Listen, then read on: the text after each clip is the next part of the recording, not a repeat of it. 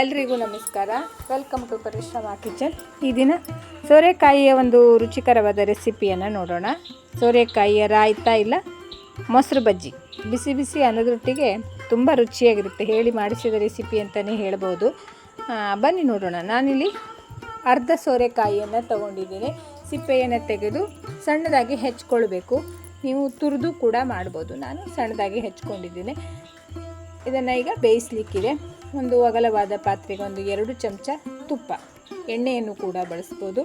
1 ಚಮಚ ಉದ್ದಿನಬೇಳೆ, 1 ಚಮಚ ಸಾಸಿವೆ, ಒಂದು 2 ಕಡ್ಡಿಯಾಗುವಷ್ಟು ಕರಿಬೇವು, ಹಾಗೆ ಖಾರಕ್ಕೆ 1 ಹಸಿಮೆಣಸನ್ನು ಹಾಕಿದ್ದೇನೆ. ನಿಮ್ಮ ಖಾರಕ್ಕೆ ಅನುಗುಣವಾಗಿ ಹೆಚ್ಚು ಕಡಿಮೆ ಮಾಡ್ಕೊಳ್ಳಿ. ಇವೆಲ್ಲ ತುಪ್ಪದೊಳಗಡೆ ಹುರಿದು ಆದಮೇಲೆ ನಾವಿಲ್ಲಿ ಮುಂಚೆನೇ ಹೆಚ್ಚಿ ಇಟ್ಟಿರುವಂತಹ ಸೋರೆಕಾಯಿ ಹೋಳುಗಳನ್ನು ಹಾಕಿ ಚೆನ್ನಾಗಿ ಮಿಕ್ಸ್ ಮಾಡಿ.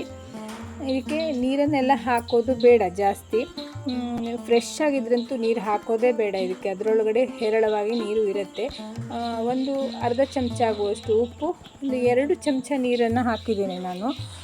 ಉಪ್ಪು ಖಾರವನ್ನೆಲ್ಲ ಹಾಕಿದ ಮೇಲೆ ನೀರು ಬಿಡುತ್ತೆ, ಹಾಗಾಗಿ ಜಾಸ್ತಿ ನೀರು ಬೇಡ. ಒಂದು 5 ನಿಮಿಷಗಳ ಕಾಲ ಮೀಡಿಯಮ್ ಉರಿಯಲ್ಲಿ ಬೇಯಿಸ್ಕೊಳ್ಬೇಕು. ಬೇಗನೆ ಬೆಂದುಬಿಡುತ್ತೆ ಇದು. ಮುಚ್ಚಿ ಒಂದು 5 ನಿಮಿಷಗಳ ಕಾಲ ಬೇಯಿಸ್ಕೊಳ್ಳಿ.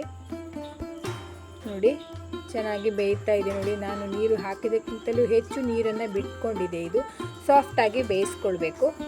ನೋಡಿ, ಇಷ್ಟು ಸಾಫ್ಟ್ ಆದರೆ ಸಾಕು. ಈಗ ಗ್ಯಾಸ್ ಫ್ಲೇಮನ್ನು ಆಫ್ ಮಾಡಿ ಪೂರ್ತಿಯಾಗಿ ತಣಿಲಿಕ್ಕೆ ಬಿಡಿ. ಬೇಯಿಸಿರುವಂಥ ಈ ಹೋಳುಗಳನ್ನು ಮತ್ತೊಂದು ಪಾತ್ರೆಗೆ ಟ್ರಾನ್ಸ್ಫರ್ ಮಾಡ್ಕೊಳ್ಳಿ.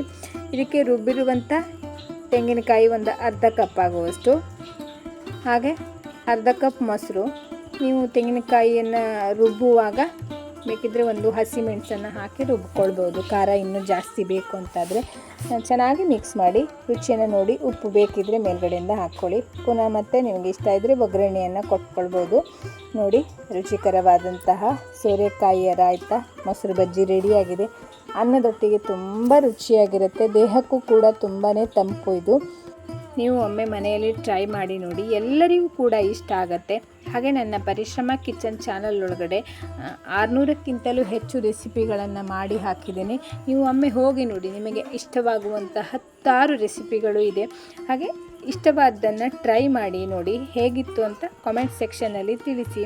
ವಿಡಿಯೋ ನೋಡಿದ್ದಕ್ಕಾಗಿ ಧನ್ಯವಾದಗಳು.